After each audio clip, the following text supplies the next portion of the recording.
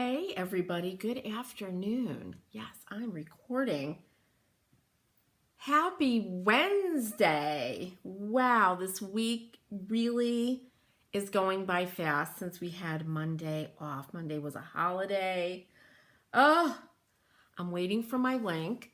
While I'm doing that, I want to remind everybody that the Surface Anthology membership is open. You're getting your first new workshop sent out today. And when you join, you get over 20 workshops in the course library. So that's one of the perks, along with 20% off everything in my Chalk Mercantile store and some other good stuff. So if you're interested in joining, just go to surfaceanthology.com, click on Surface Anthology membership and join. And you can cancel anytime if it's not for you, so no worries about that. All right, let's send this link out because I'm excited to talk to you guys today about color. So I asked a question, I think it was on my Facebook page. How do you pick colors? And there was one person who described the way that I do it. And this is the way that I do it. And when I had my brick and mortar store, when I would have a customer come in asking me about paint colors and Jane, what color should I paint this? I'd be like, well, did you bring anything with you? Did you bring any swatches? Did you bring anything from your home?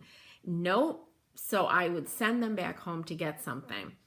So what I do, this is a pillow from my living room that I made, and I forgot the name of this print. It's linen, and I know it's English, and I just love these colors. These are like so me. Even I showed you guys my cross stitch that I'm doing on this old piece of linen. Look at that pomegranate color. I love this color. Someday maybe I'll have a velvet sofa in this color. That would be great. But if I wanted to get a paint color in this color, I would bring this floss right to the paint shop and match it, right? But let me show you. If you're just completely mystified, hey, Jan, she's saying good morning or good afternoon. It's not even morning anymore. You finally caught me live. Yay! I'm so glad you're here, Jan. Thanks so much for joining me. So I didn't figure this out myself. When I did hair and makeup, I had a few designers in my chair, and I would ask them, well, how do you do this? How do you do that? I mean, they were like my prisoner while they were there, and they loved to talk about this stuff. I kind of was sensitive. If they wanted to be quiet, I would shut my mouth. But so many of them say, you get something, a painting, a photograph, a piece of fabric, a pillow, a carpet, and you design around that piece. You pull from that piece. You need, and I call this a piece of inspiration. So this is my inspiration for pretty much my house. Now, I don't know if it looks like it to you. This is not on a white ground. It's very much a creamy ivory. And a lot of the colors are very, very muted. So it's a great piece to pick from. So what I've done is I have this is mud paint, but you could grab any color swatch booklet like this. Bring your piece to the paint store wherever you're going. Don't bring a photograph. Here, this is a really, really important point. Don't take a picture with your cell phone of this, because when you do that, all those screens, all those monitors, most of them have a blue cast. Totally inaccurate color. I would say to you, I really love your print. Now you have to go home and actually bring me the pillow, because we are not going to match those colors because they're going to be all off, right? So here are the colors, right? I could turn it over. You know, the print is really huge. And what I would do is have the person, or what I do is I look at all the colors. So say I'm doing, I don't know, a desk, right? I'm going to have a desk in a corner of my living room. And I have to tell you, most of my living room is all neutrals. And then I have these pops of colors and accessories like this. So I would have them think about, well, let's find something that's close to this coral color or that deeper rust color, right? Here we have a color called pomegranate. There you go, my favorite color. Beautiful, right? Would you want a whole desk? It would look beautiful, right? If you look at it here with all the colors in your room, if you're basing your room around this pattern, absolutely, this would work. And I just kind of sit there and I move the colors along. Now, this butternut has a lot of green in it to me, and it kind of harmonizes really beautifully with this kind of greeny chartreuse color. Hey, Barb, good morning. It's morning out there, right? Thanks for joining me. We're talking about picking colors because people agonize about it. It's not, this butternut is not as muted as this, but it's a great kind of in the family. And what I would do with this is I would pick the butternut and then I would knock it down with either a glaze or a colored wax. But it definitely has that base color that's very, very close. Now, look at this vintage coral. Beautiful, beautiful. Goes with the coral that is throughout this print, right? Really nicely. So that's an option. But you see where I'm going with this, right? This is how you do it. Never, ever with your telephone. Never, ever with your memory. Unless you're like me and I could pick this color out, you know, with my eyes closed, honestly. But I just know it when I see it. It's like my favorite color. But even I don't trust it. I bring this with me. If I'm picking paint this color, this is going with me. Okay, now if you say, well, you know what, Jane, I love those bright colors, but I don't want a desk over in the corner to be like screaming out at me. I don't want it to be really bright. I don't want it to be a focal point. So can we work with one of these more muted neutral colors? And this driftwood color is really beautiful. Hey, Brenda. Good morning. Thanks for joining us. We're talking about color. This driftwood color looks beautiful with this pattern, right? Using this pattern as our base. And I'll take the color swatch and I literally kind of move it around and look at the different colors. Let's see if we could find this kind of minty pale green. That's really bright. Right, and I just slide these around. Now that seaside looks really beautiful. This color. And again, it's not as kind of mottled as this one. So I would use this seaside color. And if I really wanted to nail this look, I would probably use a clear wax with a touch of gray in it. Like a graphite-y gray, just a touch. And I would glaze my piece, this color, to get that. Barb knows Brenda. I love that. I love that you guys know each other. Okay, we already looked at these, right? That vintage coral really, really looks fantastic. The straw's a little yellow. That's too green. And we've looked at the pomegranate nails in it. Nails it for sure. Brenda's saying she needs this, having problems picking color for Roy Cycle Sepia Blossom Paper. for a tray table and your bathroom wall. Wow. Well, you're doing lots of fun stuff, Brenda. So this is a great way to do it.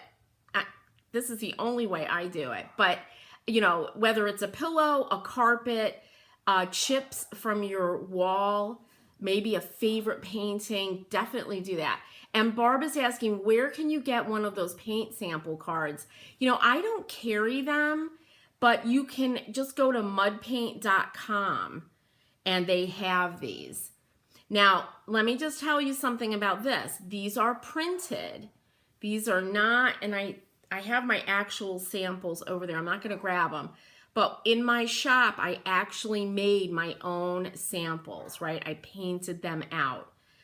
This is just convenient for me to use like this. So you have to be careful about that. All right, because printed is even different from the actual paint sample. Let's see. I'm looking at this stone color, and I just think it's too purple.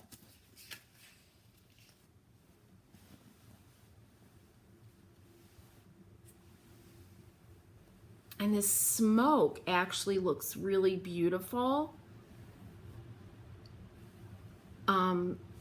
Just with these kind of like little accents around the flowers. Looks really, really nice. Brenda's saying, I walked out of a paint store with 43 color cards. And those are actual, when you get the color cards like that, that's the actual paint on it. So yeah, absolutely. I've done that, Brenda. I'm like, oh my gosh, what color do I love? You know, how do I want to go with this, right? But this is the way to do it. And as I said, please don't go in with a photograph. Doesn't work. Like, say you decide, oh, I know, you know, don't, in your memory, right? Say, oh, no, you go in and so I remember the color. And it's just like this aged red that you have there. Then you go home and you put it next to that pomegranate, right, color here. And you go, oh my God, this is totally purple and cool. This is warm. And now you're stuck with this paint, right? Because you were depending on your memory, which I'm telling you is going to be inaccurate. So don't do it. Don't do it. Bring your piece in, okay? I honestly can't stress that enough. It's like, because I would work with people so often and in my shop, and then they would, you know, they would resist a little, then they'd bring back like a carpet. You know, I had one woman, she had a rolled up, you know, hallway carpet, and we nailed these colors, and what she did was absolutely stunning for sure. Now, the other thing I want to tell you that I learned from a wonderful designer whose hair I did is, wait, I have to say, Brenda narrowed it down to 5, taped up on a wall, and hate them all. Here, 2 things I want to talk about. When you look at a color in the store, right? So you look at a color in the store. I was just painting. I don't want to get this on my pillow. And you're looking at it, and the store has a south-facing window, right? And you're looking at the paint chip, right? Not even the wet paint, an actual chip. You're like, oh, it's absolutely gorgeous. I just love this. Then you bring it home, and you put it in your north-facing room, and you're like, oh my goodness, it looks green, it looks cold. It looks so beautiful in the store. Well, that's because you didn't factor in what direction your room is in. And I used to tell my customers another thing. Where is this going to live? Where is this piece of furniture going to live, right? And there's a reason paint companies make these wonderful little samples, and they will actually, they're like $10, $13. They will save you agony and time. You would bring it home. If you need to paint a piece of wood, you paint it, and then you put it where it's going to live. I have painted pieces of like cardstock like this and put it on the wall to see how it looks in that room. Hey Lourdes, how are you? Thanks for joining. We are talking about color. And Brenda's bringing up another thing. Put the lights in the lights in the store were horrible, right? Okay. And it doesn't even matter, Brenda. It doesn't even matter. It matters not at all. When the only thing that matters about a paint color is where is it going to live and how does it look in your space.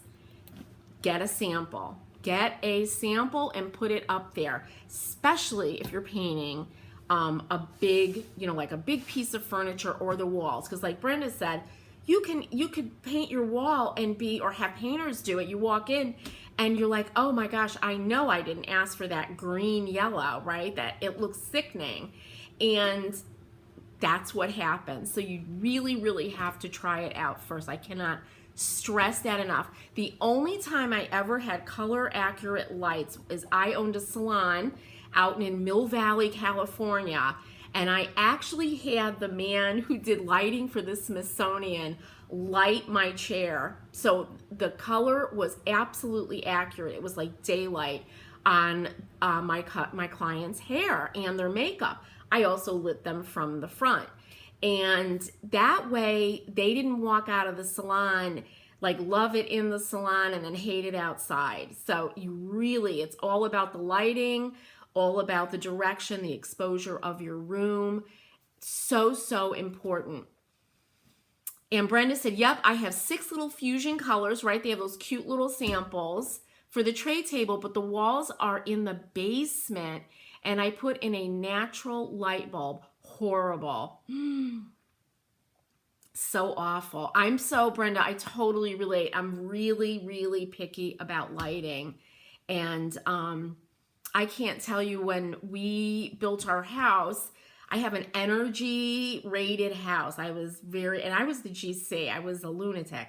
But when I had to pick the bulbs, those not LED, but the energy saving, I went out of my mind. I'm like, I can't live with that ugly light. I have to have really good lighting that's not going to, kill me and cost $1 million. And I did finally find it. But Brenda, I totally understand that.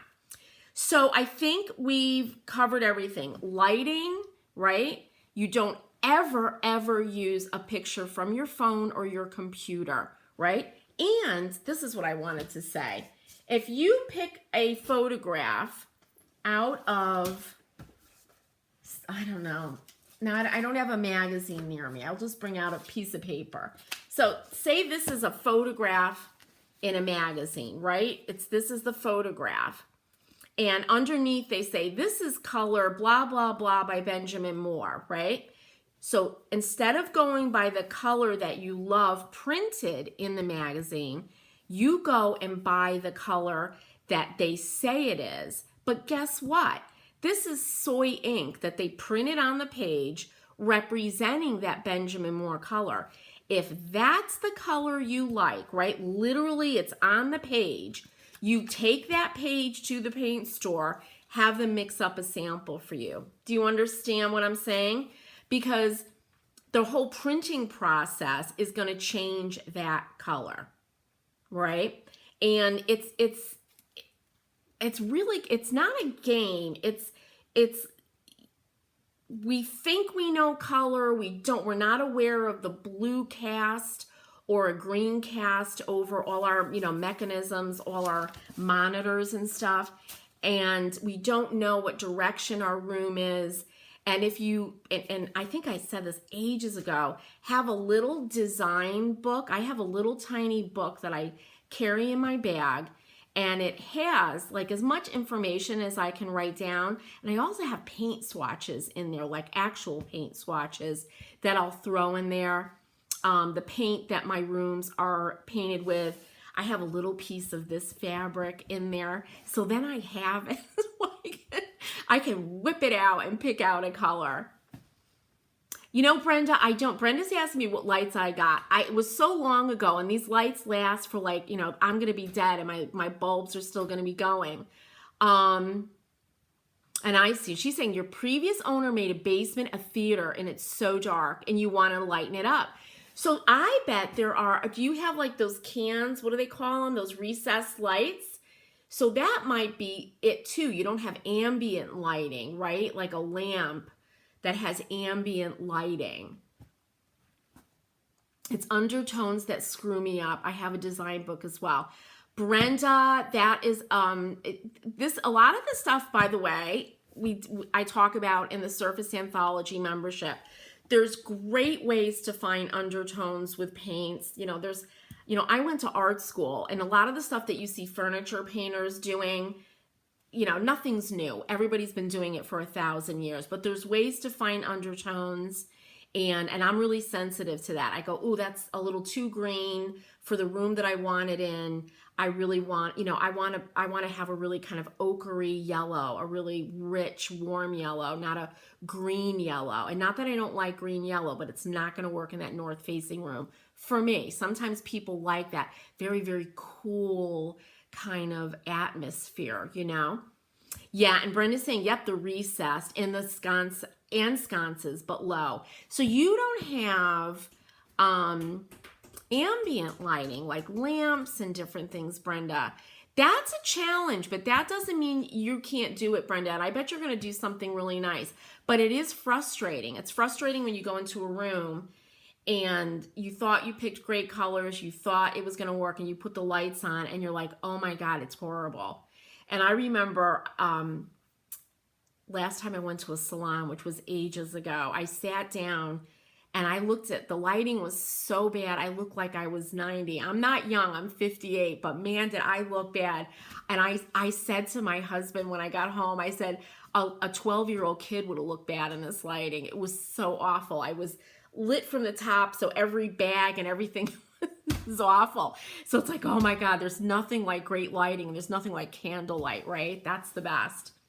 So you guys, this is literally what I do. I didn't think of it. Designers have been doing this forever. At-home designers. I call people, when you have a home, you're a designer of your home and it should reflect you. But this is the easiest way to do it. Gather up your pillow. You could take the insert out, bring this to the paint store, get some little samples of colors you like, and then bring it home. And the last thing I'm going to tell you, hey, Brenda, you're 58 too. Woo! 2 years, we're going to be the big 6-0. Oh, man, I'm telling you, it goes really fast. What was I just going to say about this? If you were going to, anytime you use color in a room, this is another, and this goes back to painting. So fine art, what we talked about in painting, dressing, fashion. You can't just put a pomegranate desk in the corner and have no other areas or accents with that color in it, right? It's like when you look at a painting, a good composition is like a triangle, or you use it 3 times. If you use it 2 times, your eye goes back and forth like this. If you use it in a triangle or 3 areas of the room, your eye will kind of follow that color around. So when you use a color, any color, this beautiful muted minty color, this lovely chartreuse, use it in other areas of the room. And that doesn't mean you need to have a chair, a sofa, and a desk the same color. You could have maybe some beautiful candles in this pomegranate color. You have your desk over there in that pomegranate color. And then maybe on another part of the room, you have a stack of books and there's some pomegranate colored books. And it doesn't have to be the same value. It could be lighter and darker. But that way, it isn't just thrown into a room and there's nothing else around it, like it's just this kind of random pomegranate desk. That is something that's really, really important when you're designing a room. And that's another thing I learned from these really wonderful designers. Barb's asking about the podcast. If you guys haven't heard, I am doing a podcast with Tammy of Flippin' Furniture, Joni of Weathered Wings, Jane of Surface Anthology, and Barb. I have been tasked, or I volunteered to edit. So I'm editing it now, and we are going to be, as soon as I get that figure out, I'm going through the education process, and it's a whole new kind of craft, editing. So I'm teaching myself how to do that. And as soon as it's done, I will let you know. And we're hoping in the next couple of weeks. And Barb, I'm so glad you remembered that we're doing a podcast. We are so excited about it. So thanks for asking. All right, you guys, in the comments, let me know how you pick color. You know, how you're doing with that, what your favorite color is. Are you afraid to use it, right? If you are, use it as accents in a room, and that way you can move them around. You don't have to commit to, like me, wanting a pomegranate velvet sofa. I really do. I want a linen velvet sofa. I'm so sorry I discovered velvet linen because it's so expensive, but it's so gorgeous. Maybe one day I'll win the lottery. Everyone, thanks for joining me. Let me know about your color challenges, what you do, what your favorite colors are, what you're working on. And if you're interested in diving even more deeply into color and technique and all of that, join me and the Surface Anthology membership. Just go to surfaceanthology.com, click on membership and join. It's just $23 a month, and we do a lot of fun stuff in there. Oh, Brenda. Brenda's a girl after my own heart. She wants a pink velvet sofa. Brenda, after a deep pomegranate, I love magenta. I love pink. Oh, and that to me, to sit in a pink velvet sofa is just like the most cozy and comforting kind of thought. Everyone, have a wonderful day today. Don't forget to comment and let me know what you're all up to. If you think somebody might enjoy this live, feel free to scatter it about and let them know what we got going on here. And I will see you all on Friday. Have a couple of days of creative fun, and I'll see you then. Jan is saying, thanks for the great advice.